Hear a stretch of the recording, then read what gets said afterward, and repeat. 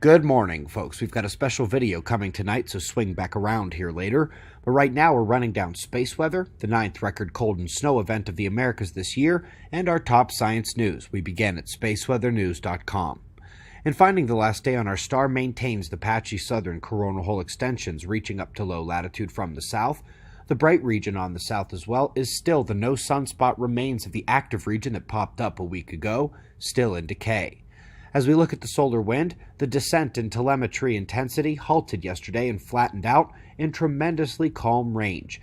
This ambient stream is very weak, but the leveling off allowed the KP to finally begin to recover after 48 hours of cosmic ray health alerts.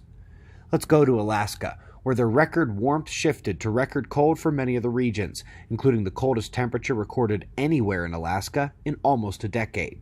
The previous system has been pounding blizzard-like conditions into the central states, closing highways and creating a travel nightmare. The system is still strong as it heads over the Great Lakes today, wrapping snow around the western side for one more Midwest dusting before sliding into the northeast. Let's go on to the science news and begin with a galaxy that is much, much prettier than its name, ESO 021-G004. Oof. Of course, the picture says 1,000 words, and the bright central core is indeed the point of interest here. It's an active galactic nucleus, meaning it is shining in all wavelengths of light, and at that very center also lies a torus, a jet, and a surrounding disk. The model, which is now firmly solidified thanks to the last 3 years of peer-reviewed study, is a core formation of the plasma cosmology, and it is also shown to be the result of magnetic fields twisting electric currents up into the jet. We recall that one was from SLAC National Plasma Lab back in 2018. Up next, folks, the milli-charged dark matter papers are going to be making a comeback in 2020. It is probably their last, smallest particle attempt to use mysterious matter to explain the discrepancy. And what do you know? Their explanation is that the electric forces of the miniature charge makes all the difference, which is so darn close to the plasma cosmology claim that it's the electric forces of the plasma we don't see so well.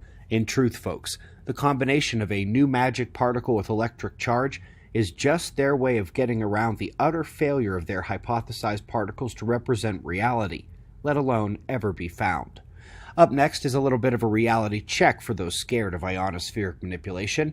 In an emission much stronger than anything they've shot up from the ground, they attempted to modulate the ionospheric plasma with an electron beam, and while their super-sensitive instruments were able to pick up the slight oscillations and modulations, the readings tell me definitively humans are ants. We can throw a rock in a river and make ripples, but all that water is still heading down the stream anyway. There's nothing we can do. Folks, I actually figured they might be able to do a little more than this to the ionosphere, but then again, I also knew that the truth of geoengineering is always somewhere between the mainstream denial and our imagination's worst concoction. Last but not least, folks, there was a drop in superflare papers over the last 12 months, coming after the Japan Astronomical Society and the University of Colorado scientists had fairly conclusively proven that the sun can indeed superflare in its rare outbursts into its sixth magnetic gear. Well, folks, I cannot believe how much they found when they checked the heavens. Not just solar type size and age, but sun-like rotators too. They used tests, and they found hundreds of superflares. Most of them have no detected giant planet orbiting. The trigger once thought required for recurrent nova and superflares is dead, and the sun, sitting up there, just had one of the scientists' most clung-to reassurances about the quiescence of our star evaporate like the habitability in a planet caught too close to a superflare. That will be Earth for a brief period when the sun shows herself once more in the coming years. The Catastrophe Cycle series continues tonight.